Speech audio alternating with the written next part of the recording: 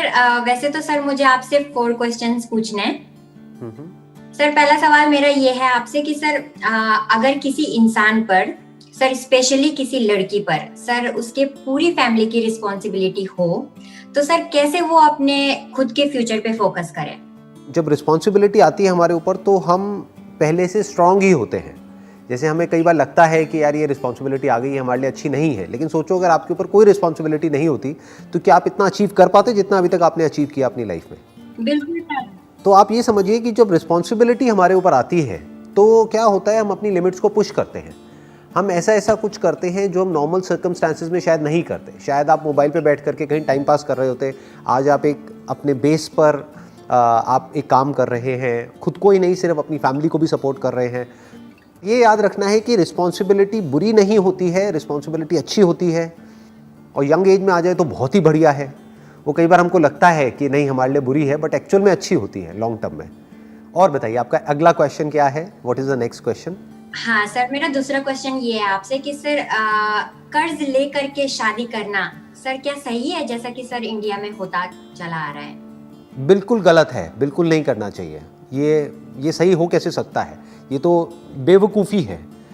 और स्पेशली कर्ज लेकर के शादी करना मतलब क्या कि आपकी कैपेसिटी नहीं है उतना स्पेंड करने की, फिर आप लोन ले रहे हो और किसी की शादी के लिए और दिखावे के लिए। किसको दिखाना है और क्यों दिखाना है? इससे बेटर है कि आप कोर्ट मैरिज करो। लेकिन बिल्कुल सही। कर्ज लेना सिर्फ शादी के लिए ही नहीं, किसी भी चीज़ के लिए कर्ज लेना सही नहीं है अगर आप उस कर्ज को चुका नहीं सकते हो, क्योंकि फिर आदमी चारों तरफ से फंस जाता है, फिर वो कुछ नहीं कर पाता है। हाँ, अगर आप अफोर्ड कर सकते हैं तो कोई दिक्कत नहीं है, बट शादी के ऊपर स्पेंड करना अननेसेसरी, जिनकी कैपेसिटी नहीं है। देखो कुछ लोग हैं जिनके पास में एक्सेस पैसा है, तो उनको तो भाई शो ऑफ करना है, ये है वो। उनके लिए शादी का दूसरा मतलब क्या है कि दिखावा, कि दिखाना है दुनिया को, राइट? बिल्कुल सर। बट अगर आपकी जेब में पैसा नहीं है और आप अननेसेसरी शादी में पैसा लगा रहे हो तो ये समझदारी नहीं है, बहुत बड़ी बेवकूफ़ी है। ऐसे लड़के से शादी करना भी बेवकूफ़ी है, क्योंकि वो लड़का आज अगर पैसे के लिए आपसे शादी कर रहा है तो कल पता नहीं वो क्या करेगा। जिसके माइंड में थोड़ा सा भी ये थॉट चल रहा हो कि मुझे कितना मिलेगा डाउरी के नाम पे, दहेज के नाम पे, या किसी भी तरीके से डायरेक्टली इनडायरेक्टली, अगर उस लड़के के माइंड में थॉट भी है पैसे का, तो ऐसे लड़के से जितना हो सके दूर ही रहो। जो लड़का आपसे प्यार करता है और आपसे शादी कर रहा है आपके लिए, क्योंकि उसको लगता है कि आप और वो मिल करके एक अच्छी लाइफ जी सकते हैं, तो फिर कोई दिक्कत नहीं है। फिर उसको पैसे से भी कोई मतलब नहीं है। वो तो फिर चाहे आप कोर्ट मैरिज करो, चाहे कैसे भी करो, किसी मंदिर में थोड़े से फेरे लगा लिए, हो गया काम खत्म। उसके लिए दिखावा करने की क्या जरूरत है? भीड़ इकट्ठी करने की क्या जरूरत है? यस सर, मेरी भी यही थिंकिंग है कि कोर्ट मैरिज होनी चाहिए। लेकिन सर जैसे मेरी यंगर सिस्टर है, यंगर ब्रदर है, तो सर मैं उनके लिए भी सोचती हूँ कि चलो मैं तो कोर्ट मैरिज करके सर मैं खुश रह लूंगी, लेकिन क्या उनके लिए भी ऐसे ही सही है? जब आप खुद कोर्ट मैरिज करेंगे तो आप एक एग्जाम्पल सेट कर रहे हैं उनके लिए भी, तो उनको भी करने में क्या दिक्कत है? अगर आप लोग फाइनेंशियली अफोर्ड नहीं कर सकते तो अननेसेसरी अपने ऊपर प्रेशर क्रिएट क्यों करना है? देखो एक चीज हमेशा याद रखना, किसी को प्यार करने का मतलब ये नहीं होता है कि हम उनकी सारी ख्वाहिशें पूरी करें। Yes sir, that's true. मतलब किसी को अपने ऊपर डिपेंड कर देना, ये नहीं है प्यार का असली मतलब। प्यार का मतलब ये है कि उनकी अपनी लाइफ है और उनकी अपनी जो स्ट्रगल्स हैं वो उनको खुद उससे बाहर आना है, खुद उनको देखना है। ये नहीं कि पूरा का पूरा बर्डन उठा करके आप पे डाल दिया। क्योंकि आपके पहले क्वेश्चन से मैं थोड़ा सा आइडिया लगा पा रहा हूँ कि एग्जैक्टली सिचुएशन क्या चल रही है, तो उसके बेसिस पे मैं ये बात कह रहा हूँ। मैं आपको एक छोटी सी कहानी सुनाता हूँ, उसको आप देखना, थोड़ा समझने की कोशिश करना। एक बार क्या होता है, एक बटरफ्लाई अपने उससे बाहर निकल रही होती है, अपने कोकून से बाहर निकल रही होती है। तो एक आदमी वहाँ पर देखता है, तो उसको देख करके उस बटरफ्लाई पे तरस आ जाता है। वो कहता है कि यार ये बेचारी इतनी कोशिश कर रही है, निकल नहीं पा रही है, तो क्यों ना मैं इसकी थोड़ी सी मदद कर दूँ। तो वो क्या करता है, उसको फाड़ देता है जिससे कि वो आराम से बाहर निकल सके। तो बटरफ्लाई बाहर तो निकल जाती है, लेकिन वो जिंदगी भर उड़ नहीं पाती है, क्योंकि उसकी जो बॉडी है वो सूज जाती है और उसके विंग्स छोटे रह जाते हैं। उसके विंग्स में इतनी पावर नहीं होती कि वो उड़ सके।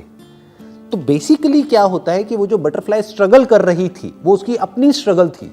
वो स्ट्रगल उसके लिए जरूरी थी, जिससे कि जब वो फड़फड़ाती या फिर वो एफर्ट लगाती तो वो सारा जो फ्लूइड था वो उसकी बॉडी में से निकल करके उसके विंग्स में चला जाता, और फिर वो उसको तोड़ करके, उसमें इतनी पावर आती कि वो उस कोकून को तोड़ करके उसमें से बाहर निकल पाती और उड़ पाती। लेकिन इस पॉसिबिलिटी को ही उस आदमी ने खराब कर दिया जिसको उस बटरफ्लाई पे तरस आ गया। तो कभी भी किसी के लिए हमको इतना नहीं करना चाहिए कि उनकी लाइफ ही खराब हो जाए या फिर वो खुद कुछ ना कर पाए। आपको एक लेवल तक ही सामने वाले को सपोर्ट करना चाहिए, उसके बियॉन्ड अगर हम उनको सपोर्ट कर रहे हैं तो वो उनके लिए अच्छा नहीं है, उनके लिए बुरा है, क्योंकि हमने उनको डिपेंड कर दिया है अपने ऊपर। हम उनका फायदा नहीं कर रहे, उनका नुकसान कर रहे हैं। बिल्कुल सही।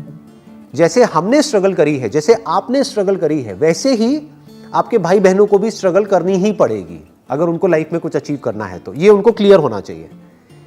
ये नहीं कि आप ही उनका पूरा का पूरा भार उठाओ पूरी जिंदगी के लिए, ये अच्छा नहीं है उनके लिए। This is not good for them, this is not good for you. मेरी इस बात को मैंने इशारे में कहा है, लेकिन हो सके तो आप समझिएगा और अपनी लाइफ से रिलेट करिएगा। कुछ आइडिया मिला आपको मेरी इस बात से? कुछ कनेक्ट किया आपने? हाँ जी सर, बिल्कुल बिल्कुल सर, स्पष्ट हो गया, क्लियर हो गया सर। वेरी नाइस, बहुत बढ़िया। अब बताइए आपका तीसरा क्वेश्चन क्या है? आपने पूरी क्वेश्चंस की दुकान खोल ली है। हाँ, तो सर मेरा तीसरा क्वेश्चन ये है आपसे कि सर जैसे सब कहते हैं कि हार्ड वर्क कीजिए, हार्ड वर्क कीजिए। जैसे सर बुक्स में भी लिखा है कि hard work is the key to success, है ना, हार्ड वर्क करेंगे तभी सक्सेस मिलेगी। तो सर मैं कंपनी में सर 12-12, 13-13 घंटा जॉब करती हूँ सर। वीकेंड्स में सर मैं बच्चों को ट्यूशंस भी दे रही हूँ और सर एक छोटा सा यूट्यूब चैनल भी चला रही हूँ। तो सर क्या ये हार्ड वर्क है? क्या होता है सर हकीकत में हार्ड वर्क? देखो ध्यान से समझना, hard work must always be there in the right direction. सिर्फ हार्ड वर्क से कुछ नहीं होता। जैसे एक रिक्शे वाला है, वो बहुत हार्ड वर्क करता है, दिन में 12-12 घंटे, 13-13 घंटे रिक्शा चलाता है, लेकिन एंड में उसको क्या मिलता है? कुछ रुपए मिलते हैं, जिससे कि बहुत ही मुश्किल से उसका और उसकी फैमिली का गुजारा हो पाता है। तो सिर्फ हार्ड वर्क से कुछ नहीं होता है। Hard work must be in the right direction, that means it must be smart work. कि आपको समझ आना चाहिए जो भी आप कर रहे हो उसके हिसाब से आउटकम आ रहा है या नहीं आ रहा है। फॉर एग्जाम्पल, आप एक कंपनी में 12 घंटे काम कर रहे हो, तो 8 घंटे की एक शिफ्ट होती है ऑफिशियली, तो क्या 4 घंटे का आपको ओवर टाइम मिल रहा है या नहीं मिल रहा है? अगर तो मिल रहा है तो ठीक है, अगर नहीं मिल रहा है तो आइडियली आपको उस कंपनी को छोड़ के किसी और कंपनी को ज्वाइन करना चाहिए जहां पे कि आपके हार्डवर्क की सही वैल्यू करी जा सके। Yes sir. आप कह रहे हो कि मैं एक यूट्यूब चैनल भी चला रही हूँ, वो यूट्यूब चैनल ग्रो कर रहा है या नहीं कर रहा है? मानो आपने वीडियोस तो 1000 डाल दी और सब्सक्राइबर्स आपके हैं 100, तो दैट मीन्स कि आप हार्डवर्क सही डायरेक्शन में नहीं कर रहे हो। तो आपको ये भी देखना है कि जहां पर मैं मेहनत कर रही हूं, जिस डायरेक्शन में कर रही हूं, वहां से मुझे रिजल्ट मिल भी रहा है जितना मिलना चाहिए या नहीं मिल रहा है। अगर इसको ध्यान में रख करके आप प्रॉपर तरीके से मेहनत कर रहे हो तो that is called smart work, that is not hard work. और बताइए क्या है लास्ट क्वेश्चन आपका? सर मेरा लास्ट क्वेश्चन ये है आपसे कि हाँ। सर सभी की लाइफ में गुड डेज भी होते हैं सर, बैड डेज भी होते हैं, सभी की लाइफ में प्रॉब्लम्स होती हैं सर, आपकी भी लाइफ में प्रॉब्लम्स होती होंगी ऑफ कोर्स। तो सर आप सर हमेशा हैप्पी रहते हो, मोटिवेटेड रहते हो, लोगों को मोटिवेट करते हो, तो सर कैसे सर, क्या राज है? नहीं, पहले तो इस जो बात आपने कही उस बात को ठीक करो। आपको कैसे पता कि मैं हमेशा हैप्पी रहता हूं? आपको कैसे पता? आपने क्या मेरे घर में कैमरास लगाए हुए हैं? How do you know that? Video में तो आपने मुझे देखा है। जी सर। तो इस मिसकंसेप्शन को पहले तो ठीक करो। चाहे मैं हूं चाहे कोई भी है, कभी भी आपके माइंड में ये थॉट नहीं आना चाहिए कि ये जो पर्सन है ये तो हमेशा खुश रहता है। ऐसे अजम्पशंस नहीं बनाने हैं, ये सब गलत है। जैसे आपकी लाइफ में अप्स एंड डाउन्स आते हैं ऐसे ही मेरी लाइफ में आते हैं। जैसे आपकी लाइफ में मूड स्विंग्स होते हैं ऐसे ही मेरी लाइफ में होते हैं। जैसे आपकी लाइफ में कुछ उल्टे थॉट्स आते हैं मेरी लाइफ में भी आते हैं। बट फर्क क्या होता है कि कौन कितनी जल्दी उससे बाहर आ सकता है, बस इतना सा फर्क होता है। कभी ये मत समझ लेना कि कोई भी ऐसा इंसान है जिसकी लाइफ में अप्स एंड डाउन्स नहीं आते हैं या सुख दुख नहीं आता है, हमेशा सुखी सुख होता है।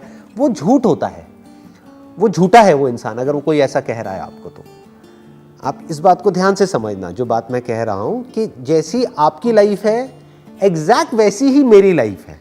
बस फर्क क्या है कि अगर मेरी लाइफ में कोई प्रॉब्लम आती है तो मैं उसको डीपली समझता हूं और उसके सॉल्यूशन पे फोकस करता हूं, बस इतना सा फर्क है। और कुछ लोग होते हैं वो प्रॉब्लम में ही अटके रह जाते हैं। बस मैं प्रॉब्लम के साथ साथ उसके सॉल्यूशंस पर ध्यान देता हूं कि ठीक है अब जो हो गया, अब दिमाग लगाते हैं कि अब करना क्या है। तो इस वजह से मैं उस प्रॉब्लम से थोड़ा जल्दी बाहर आ जाता हूं। मान लो कोई और है, उसको उस प्रॉब्लम से बाहर निकलने में 10 दिन लगेंगे, तो मुझे 1 दिन लगता है, 2 दिन लगते हैं, लेकिन टाइम मुझे भी लगता है। तो that depends upon the situation कि क्या सिचुएशन है, उसके हिसाब से एक्ट किया जाता है।